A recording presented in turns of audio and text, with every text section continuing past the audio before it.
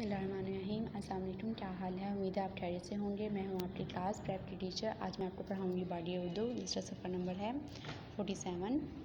4 हरूफी अल्फाज के तोड़ लिखें। जैसे जी जोड़ है और ये तोड़ है, यानी इसमें 4 हरूफ दिए हुए हैं। जैसे अगर आप पढ़ें पे, वाओ, दाल, अली, 4 हरूफ हैं। हम इनको सेपरेट करके लिखते हैं।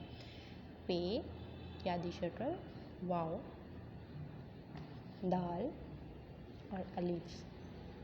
अगर यहाँ पर हम सेपरेट करेंगे, चलो तो वाला करते हैं। तो ते, तोएं, वाओ, फिर से तोएं और फिर अलीफ। यूँ ये पेज भी माइंड अप करते हैं। यहाँ पर है रंग भरें। यहाँ पर आपने प्यारे से रंग भरने हैं।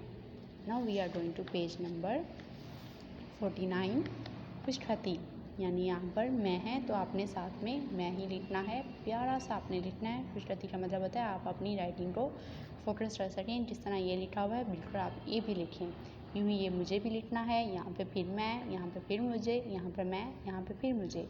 अगर आप इसको पढ़ें तो मैं एक बच्चा हूँ, मुझे स्कूल जाना है। यूँ भी ये वाला भी अगर आप यहाँ पर मैच करें तो मैं आता है और यहाँ पर मुझे सबसे पहले जो दिया हुआ है।